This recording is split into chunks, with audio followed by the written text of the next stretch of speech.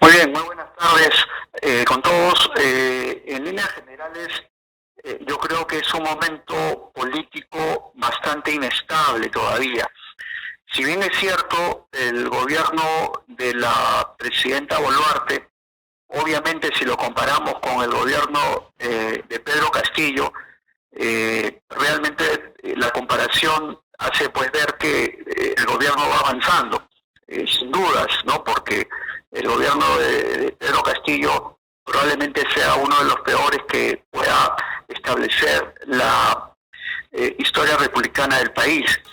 Sin embargo, se sigue viviendo una gran inestabilidad porque todavía el poblador de a pie no ve con esperanza, con confianza, que estemos saliendo de la crisis en la que estamos. Todavía la reactivación económica no se da, no ocurre como debiera darse, y a esto todavía hay flagelos todavía, como en el tema sanitario, por ejemplo el tema del dengue, que lamentablemente ya ha ocasionado más de 100.000 contagiados y más de 200 pérdidas de vidas humanas entre confirmados y sospechosos por dengue. Ajá. En consecuencia, esta es una situación difícil, sin dudas, y entiendo que el doctor César Vázquez, el nuevo ministro de Salud, como bien lo refirió usted, ha sido ya congresista, es médico, y esperemos pues que le pueda dar todo el soporte que requiere la presidenta Boluarte para la continuidad de la vida democrática del país, que es lo que defendemos los peruanos que creemos en la democracia verdadera. Ajá. Ahora, ¿qué deberíamos esperar de este nuevo ministro? ¿Un ministro que esté sentado en la oficina o en el campo dirigiendo, sobre todo en las zonas donde esta crisis sanitaria se viene agudizando por faltas de recursos, infraestructura, atención al público? Todavía no logramos, a pesar que la pandemia nos enseñó, resolver el primer nivel de atención en postas médicas, centros de salud. No se ha desarrollado una estrategia para desarrollar esta atención en estos niveles de atención, doctor.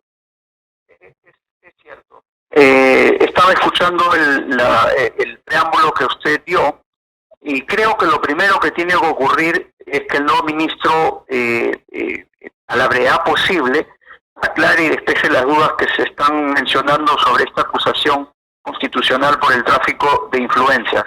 Yo creo que eso es algo que no se puede dejar para adelante y debe aclararse de inmediato para poder continuar.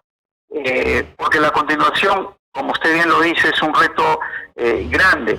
Hay un tema inmediato que va con el control del dengue, por ejemplo, en un trabajo multisectorial, intergubernamental, es decir, que participa en varios sectores: economía, vivienda, transporte, interior, en los gobiernos regionales, los gobiernos locales, que tienen que ver con todo el control, por ejemplo, en el caso del dengue, del vector. Asimismo, la reactivación del primer nivel de atención, pues dotándolo de insumos, de medicamentos y, cómo no, de recursos humanos, y todo esto siempre bajo el liderazgo del Ministerio de Salud, que no podría perder la rectoría. Esto sin dudas, pero nada de esto se puede hacer si es que no se aclaran todos los cuestionamientos que a la primera hora han aparecido y que no podrían dejar trabajar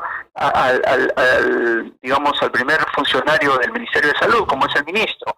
En realidad, legitimidad, pues, ¿no? La legitimidad de sus funciones.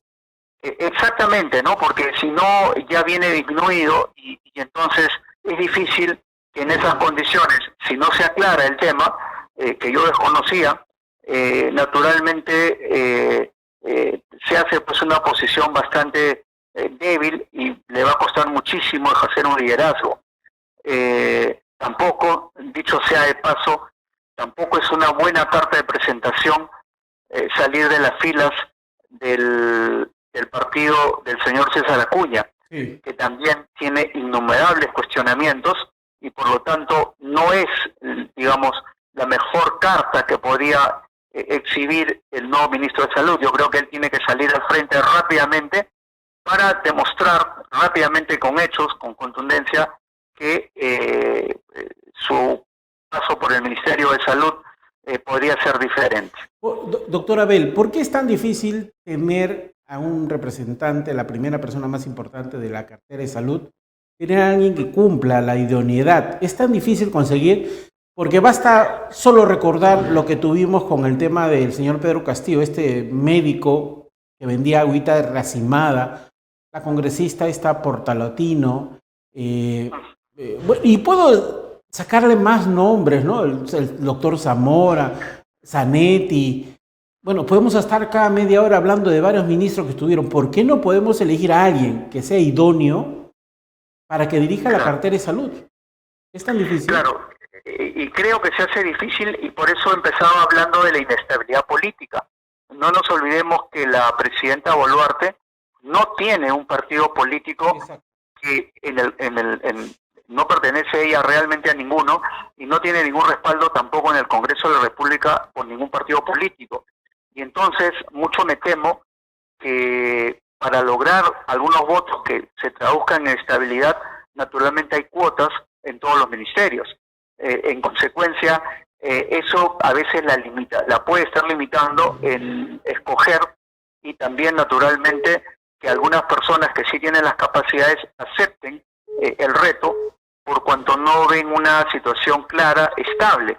No nos olvidemos que ¿cuántos ministros de salud? Usted ha mencionado algunos, una ministra sin ninguna experiencia, una ministra que hace poco hablaba que tenía toda la experiencia del mundo, o otro ministro que era que practicaba el pitufeo, otro que promocionaba agüita arracimada, en fin, y seguimos en el tema del gobierno anterior y no nos olvidemos del nefasto manejo de la pandemia. Entonces, ciertamente salud viene siendo duramente golpeado por esta inestabilidad política y lamentablemente no vemos que haya las posibilidades, salvo que exista un gran pacto por la salud. Ojalá esto se promueva y que, bueno, trabajemos por la salud del pueblo, por la salud de todos nuestros conciudadanos, mirando al país primero, evitando este tipo de cuotas, este tipo de personalismos. Sobre todo porque estas malas decisiones de nombrar a alguien finalmente le cuesta la vida a los peruanos porque no se toman decisiones para resolver la medicina que debería estar en el puesto de salud, el tener los presupuestos para que haya los implementos para los médicos o la debida capacitación para el personal asistencial. Entonces, ahora en el norte se vienen anunciando algunos gremios que quieren irse a la huelga porque están demorados sus pagos. Hablo de los que están con servicios CAS y todo esto. Entonces, en medio de una crisis, tener esta situación no ayuda mucho, doctor Abel Salinas, ¿verdad? Sí, exactamente. Yo creo que, y eso es un tema de la falta de gestión. No solamente se trata de decir, bueno, ya transferí el presupuesto. No, el transferir el presupuesto no es sino soplarle la pluma a otro gobierno regional.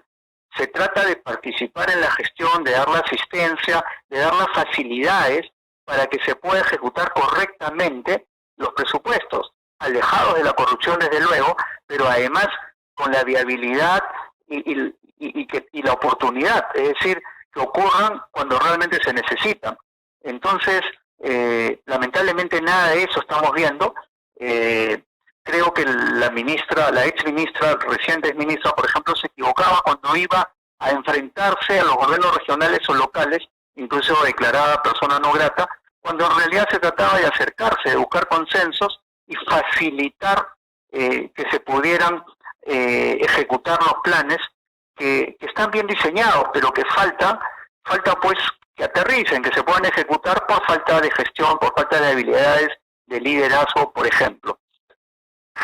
Ahora, ya entrando al tema más científico y médico, ¿qué consejo le puede dar a la población para poder enfrentar esta nueva crisis sanitaria que tenemos sobre el dengue? Porque teniendo en cuenta que tenemos un país diverso, donde no hay acceso al agua y tienes que llenar agua en recipientes, en tanques, en bateas. porque el Estado no ha sido capaz de resolver esa brecha del acceso al agua. Bueno, y eso ya lo conocemos todos, pero ahora con esta crisis climática, ¿qué consejo le podemos dar a la población? Sí, y yo creo que más que a la población, lo primero que tiene que estar organizado es el Estado en cómo es que va a actuar, en limitar, por ejemplo, la proliferación del vector, del zancudo. Como bien usted lo dice, el no tener agua segura, potable, las 24 horas del día, obliga a hábitos de almacenamiento de agua que significan el principal medio de crecimiento del vector. O como cuando hay fenómenos climáticos que sabemos que van a ocurrir y no tomamos acciones para evitar, por ejemplo, que haya almacenamientos, inundaciones, que pudieran evitarse si canalizáramos bien los ríos, si tuviéramos los conductos de desagüe correctos, de canalización de las aguas, etcétera, que depende más que de salud de otros sectores, y por lo tanto es que mi opinión respecto al comité, a este grupo multisectorial e intergubernamental que pueda trabajar. Y no nos olvidemos que no solamente vamos a enfrentar el dengue, que en su segunda etapa, en su segunda reinfección, suele ser más agresivo a una persona que ya tuvo dengue. Cuando se vuelve a infectar puede ser más grave.